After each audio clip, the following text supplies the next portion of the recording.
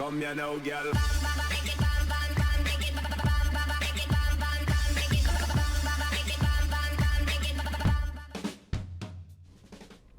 Hello and welcome to WhatsMap, your one-stop shop for everything workshop. I'm BonBonB and you're very, very welcome. So it's Tuesday. Tuesday's a day that sometimes is a request day. Sometimes I just go to the bottom of my things to review list that have been sitting around for a long while. This is one of those. It's long overdue. It's a really lovely, aesthetically pleasing map. And if you're feeling really down because of self-isolation and COVID and all of that stuff, or even watching this in the future and just having a bit of a down day, I think this is one of those maps that's just like rolling, soothing, beautiful countryside. Now, it's not perfect, never perfection, but it should give you a good start to the day. And for that, I feel that maybe we should approve of the map in advance. Off you go then.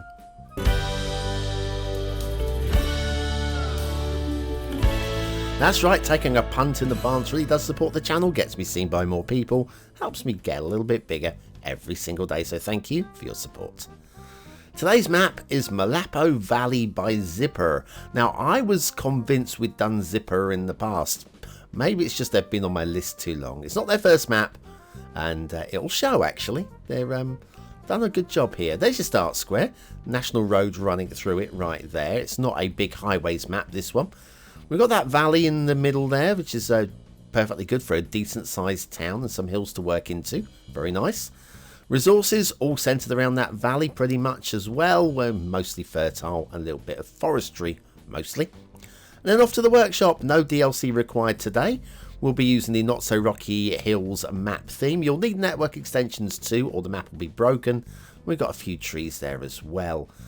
What LUT will we be using today? Well, nothing's requested, so I suggest we'll stick with the realistic 1.2 if that's okay with you. Right, down to a ground level. And it is so peaceful and soothing and calming.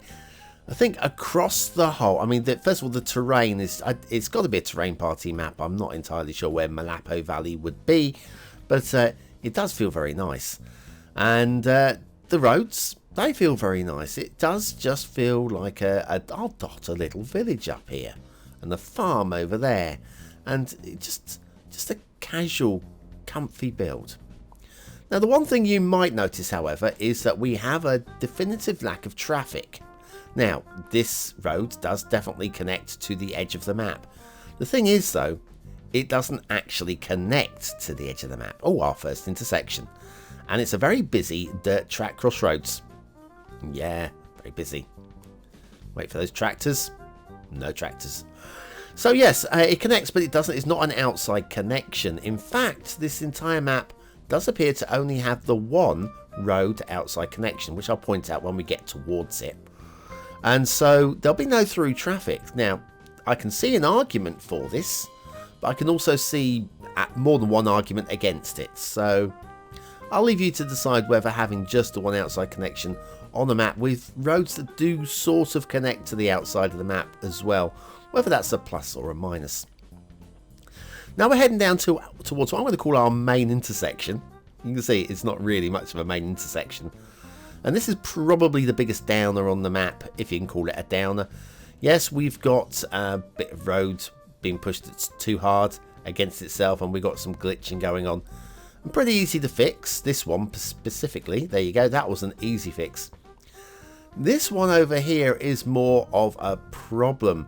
A little bit of a wiggle and a jiggle, and you'll notice that we've actually got two nodes really close to each other right there, so I separated them out. I was trying to get rid of that road glitching in the top left hand corner right there, and no matter what I did, I just couldn't stop it from glitching. I probably would rebuild that part of the intersection completely from scratch. Just delete. Oh, I made some jinky janky. That's me, not the creator. This road here, this intersection bit here, that's fine. That junction there is fine. Lovely. So yes, it's that's your biggest problem with the entire map. I've got a couple of other things that I'm going to have a minor grumble about, but they are minor grumbles, and I'm pretty sure that 80% of you go, so? That's what the bulldoze key is for, or that's what the move its key is for. But that specific thing was a specific, again, wouldn't affect you. Might be a bit of stop-start traffic, but it wouldn't affect your game at all, really. And speaking of stop-start traffic, as there is no outside connection beyond that, well, it's not going to stop any traffic getting to your town, because your traffic is going to be coming up this road towards your town, you know. Anyway, where are we? So we're still just like oohing and ahhing over the beautiful, luxurious, lush countryside, and it's just a really lovely map. The good choice of theme. The theme, sometimes you get a theme chosen, you go, well, do you know what, I wouldn't have chosen that. Do you know what, I would have chosen this theme. This works. I'd change a lot personally. I'm going with this because this is what we always go with, but I think there's plenty. Hang on a second, I've dropped me mouse or something going on there. Right, get it rolling again.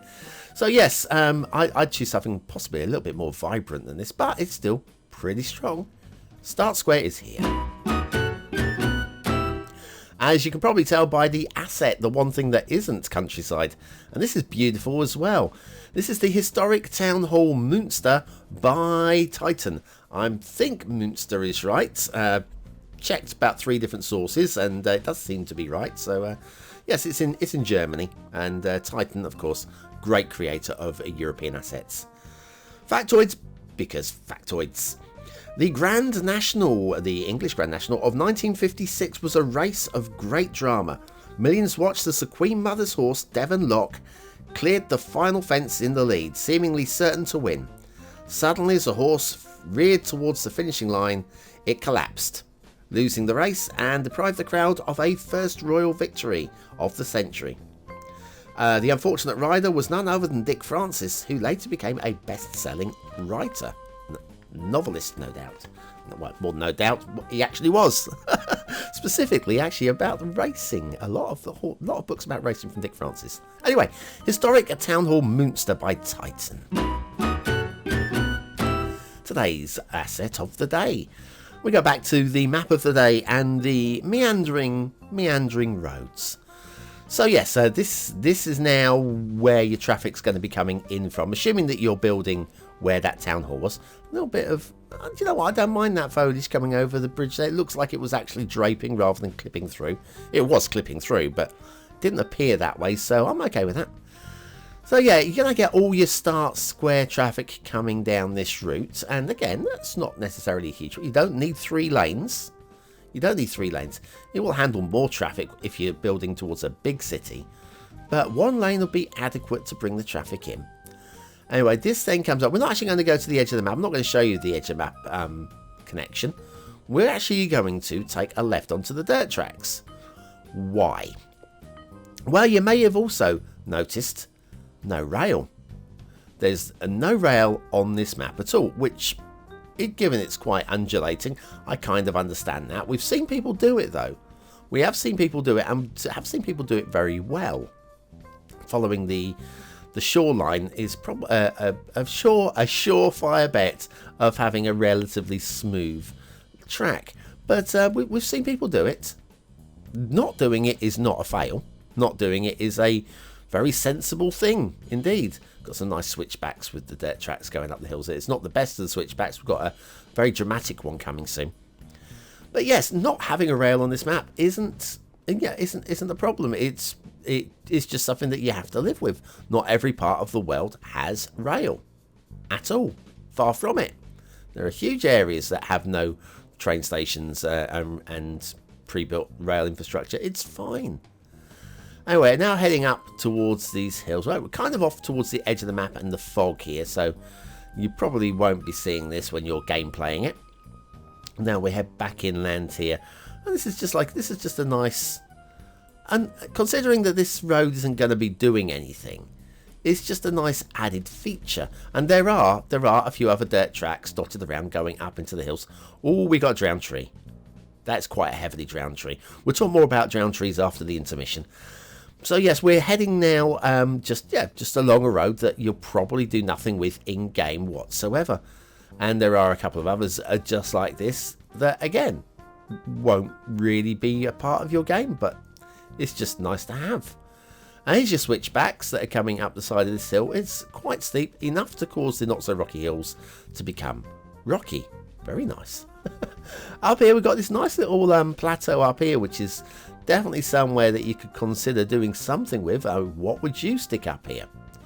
Maybe a little, might be a bit of ore up here actually, so maybe a bit of ore mining, possibly. Are you baffled by how YouTubers put detailing on their assets? Are you frightened that something called anarchy would break your game? Then you need the BonBonB's Beginner Guide to Anarchy. Click the information button now.